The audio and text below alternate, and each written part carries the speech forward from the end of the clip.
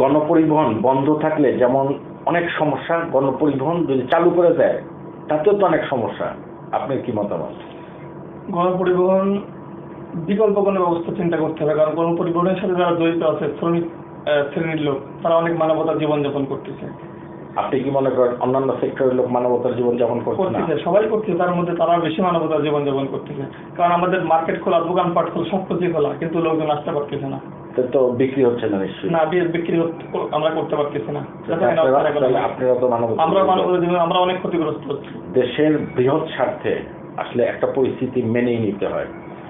এই যে গণপরিবহনের যে বিষয়টা, এক জেলার পরিবহন আরেক জেলায় যাচ্ছে না। হযরত মুহাম্মদ সাল্লাল্লাহু আলাইহি ওয়াসাল্লামের সময় আরবে যখন মহামারী হয়েছিল তখনও কিন্তু এটা চালু ছিল, এবং এটা পৃথিবীর বহু দেশে বহু কাল থেকে এই সিস্টেমটা চালু ছিল।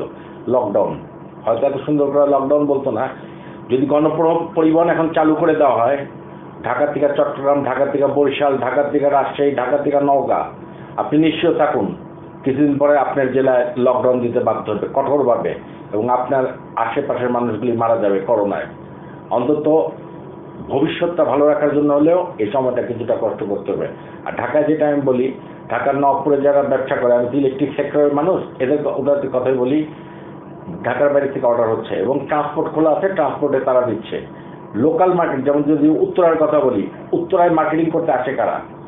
উত্তরার আশেপাশের লোক, তারা তো ওখানে রিক্সা করে আসতে পারছে, রিক্সা খোলা আছে না, বেবি ট্যাক্সিও খোলা আছে। আমাকে কালকে একজন বললো যে বেবি ট্যাক্সি করে যদি আপনি কক্সবাজারে যেতে চান যেতে পারবেন। এখন প্রশ্ন অনেক রকম আছে যে কক্সবাজারে যদি যাওয়া যায় বেবি ট্যাক্সি, বাস কেন নয়? না, বাসের সমস্যা আছে। বাসে আপনি 60-70 জন মানুষ যাবেন, প্রতিদিন শত শত বাস যাবে, বাস স্টেশনের একটা গ্যাদারিং হবে, করোনার পরিমাণ বেড়ে যাবে। সরকার যেভাবে কন্ট্রোল করতেছে ঠিক আমি মনে করি আরো কঠোর করা হোক। আপনারা যদি ভাবেন শুধু সমস্যা আপনাদের হচ্ছে আমার হচ্ছে না, ভুল। আমার আরো বেশি সমস্যা। না, পরিবহন বন্ধের কারণে নবপুরের ব্যবসা 80% কমে গেছে। এই পরিবহন থেকে ঢাকার বাইরের মানুষজন, হ্যাঁ, ঢাকার বাইরের মানুষজন যারা এখান থেকে এসে মালামাল ক্রয় করে আবার দিল্লি চলে যেত, তারা আসতে পারতেছে না। নবপুরের মানুষরা তো সবসময় বলে আসছে 5 বছর 7 বছর থেকে ঢাকার বাইরের মানুষ নবপুরে আসেই না। না, মালামাল ক্রয় করার জন্য তারা আসে, কিন্তু সেই যারা ক্রয় করার জন্য আসে তারা আসতে পারতেছে না, যার কারণে নবপুরের সেলটা পড়ে গেছে। কিন্তু যদি তারা নাও আসে, তারা তো সেল বন্ধ রাখেনি, তারা নিশ্চয়ই ফোনে অর্ডার দেওয়া। এই সুযোগটা নিচ্ছে অন্য কোম্পানি, যারা এই সুযোগে গাড়ি দিয়ে ডোর টু ডোর তারা মালগুলো পৌঁছে দিয়ে আসছে। এটা সত্যি কথা। ডোর টু ডোর যারা মাল দিয়ে আসছেন তাদের সেলটা বেড়ে গেছে, আমাদের নবপুরের কমে গেছে। তবে দেশের বৃহৎ স্বার্থে অনেক কিছু অনেক সময় মানুষকে মেনে নিতে হয়। ধন্যবাদ আপনাকে। ধন্যবাদ।